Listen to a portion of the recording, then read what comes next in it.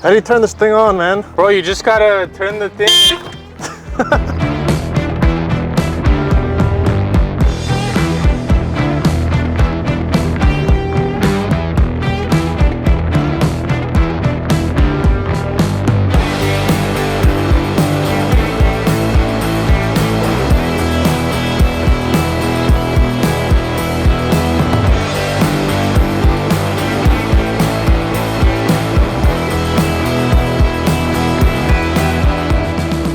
Welcome back, guys. We're back on the job site this week and we're digging up the foundation. Actually, next week. Oh, yeah, that's right, next week. This was supposed to happen last week. We were supposed to be done by yesterday. Today is Tuesday. We're supposed to be done Monday yesterday, but we'll tell you about what happened now. We had our guys last week that came in the last video you saw that we were just about to start trenching later that day. So the guys came out towards the end of the day. They drew up the chalk lines. We had agreed on a price, $16,500. We were gonna give them 10% up front, and then we were gonna pay them as the work was completed. Once they got to the job site, they drew all the lines. I actually left the job site. Eddie was still here. And all of a sudden, the rules started changing. The max that you should pay a contractor before they start in the state of California at least is 10% or $1,000, whichever is less. These guys wanted a 10%, which was $1,650, which wouldn't have been that big of an issue. But preceding that, they wanted to get paid before they started additional work. So before they started digging, they wanted 33%. Before they started putting up the boards for the framing out the foundation, they wanted to get paid. Can I get paid like that before doing any work? I get paid?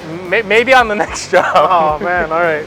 So they ended up actually walking off the job site. It wasn't really our decision. They didn't call me. I was the money guy to them, and they didn't call or talk to me. They just walked off. They just walked off. They weren't interested in trying to figure this out. They just wanted to get paid, and maybe, I don't know, maybe they run. I think they were going to take that check that day, cash it, and never show up again. We learned after that, so they were referred to us, so we didn't really look around too much. We got one or two other quotes that were extremely high, so we ended up going with them. The $16,500 actually included labor and material for this job. So we called a few contractor people that we have met through different contacts, and they said it was a reasonable price. They found it to be reasonable, not too low, not too high.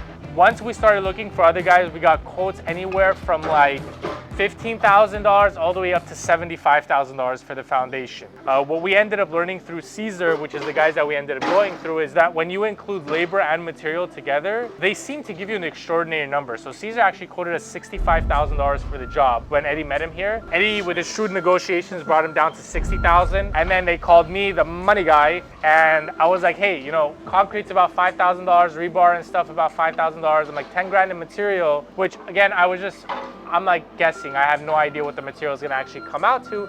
I'm like, why do you want an extra $50,000 for a week of labor? He said, well, if you guys want to do labor only, I can charge you guys $18,000, which to us made sense. So I told him, hey, I'll let you know. We're still waiting on some other quote. Hung up. Eddie talked to him a little bit, and then he said, hey, let me talk to the money guy. He called me, hey, money guy, $12,000, I'll do the job. We ended up saying, okay, I'll let you know, give me a couple of days. And they started this Monday. They showed up, basically used the lines that were already pulled. They moved some around to make sure it was lined up properly. And they started on the job. Eddie could talk a little bit more about how much money we've spent so far on materials and how much more we have to spend on top of the $12,000. When these guys came out, you know, we got to get forms for the concrete so that they can set the concrete in there. As far as material cost goes, they needed wood for the forms, and that cost us about $3,400. So after we paid for the wood, for the forms, we had to buy some hardware like rebar, hold downs, and other things like that. And that cost us another $4,250. So cost-wise, we spent so far $7,650. We still haven't all the way to dirt, so we're gonna pay about $365 per 10-yard dumpster for that.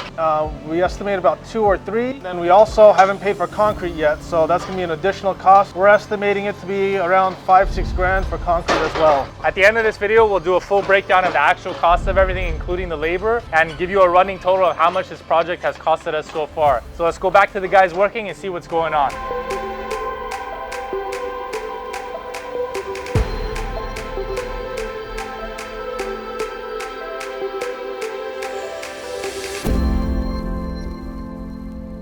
All right guys, welcome back. Today is concrete day. We're gonna pour concrete in the footings. Yesterday was inspection day. We passed inspection, we're ready to go. What?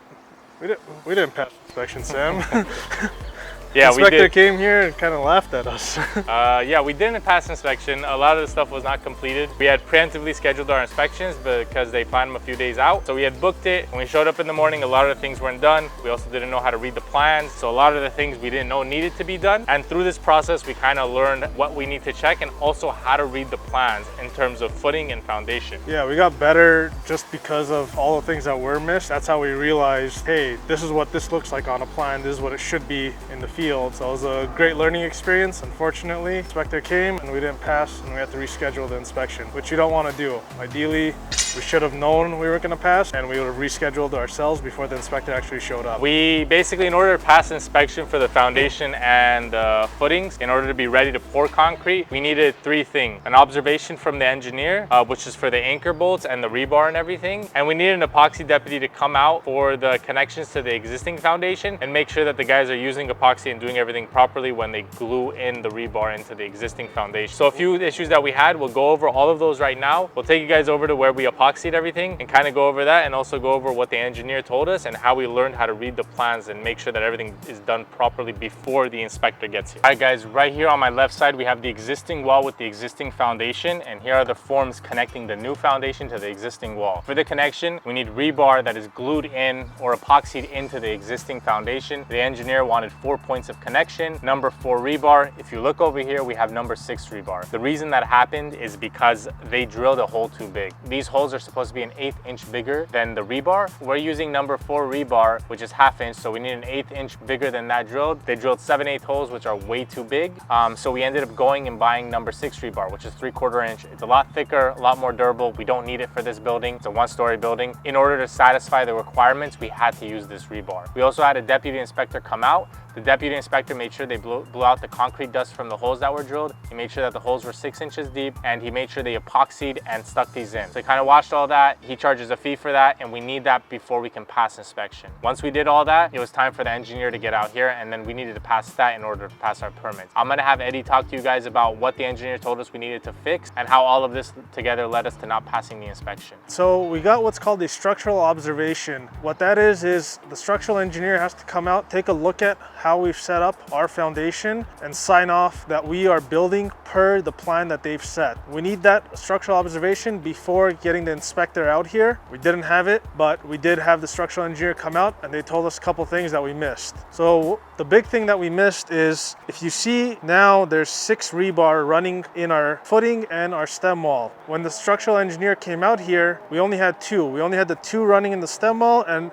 2 running in the footing. What we needed is another 2 just under the stem wall across the whole foundation, and they pointed out that, hey, look, it's in the plans. That's where we learned how to read the plans better. We had to go buy more rebar, so we bought more rebar, got it over here, and we put more rebar across the whole foundation. So there was some other little things that were missed. So down here you can see a lattice of 5 rebar on top of 5 rebar tied together. That's how it shows on the plans, but this isn't what it looked like on inspection day yesterday. They only had 4 and 4 tied together. So that was something that, you know, we noticed on the plans and we pointed it out, and now they fixed it to be a 5x5. That goes with the structural plans. You have to follow everything that the structural engineer has set up. So that's gonna be an extra pad that gets put over there, and it's extra reinforcement for the foundation in that corner, in that spot. So I guess the structural engineer thought that that might be a weak spot, so they added a 5x5 lattice of rebar, and that's what we got now. So this is another one of the things that was missed. What you're looking at here is the fireplace. We hadn't framed this down, we didn't have it dug in when the inspector showed up. So this is another thing, and when we told the guys, you know, we gotta get this dug out and framed out for the foundation, you can see that we didn't measure with them and it wasn't dug in the right spot. So these forms are in the right spot, but we just got to dig a little bit more and get the footing in.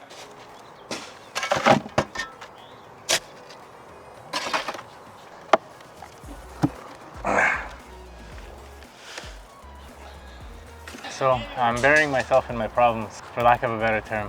I don't know if we forgot to mark the sewer line or if the demo guys destroyed the marking of the sewer line, but we have no idea where our sewer line is. We capped it, we left it there. After demo, we don't know where it is. We need to figure it out because before we pour the foundation, we need to put a sleeve that takes the sewer line into the house. We got the Bureau of Engineering to give us a little map. They said it's 10 feet from the south property line, which is basically the hole that I'm in. And they said the maximum depth is about 6 feet. So I'm 5'11". I'm almost completely in this hole and I have no idea where that sewer line is. We still have not found it. So we're just gonna keep digging. Make sure you leave markings off of the property that's being demoed for your sewer line so you don't end up like us. Eddie is using some voodoo magic to try to find the sewer line. It's right here, Sam.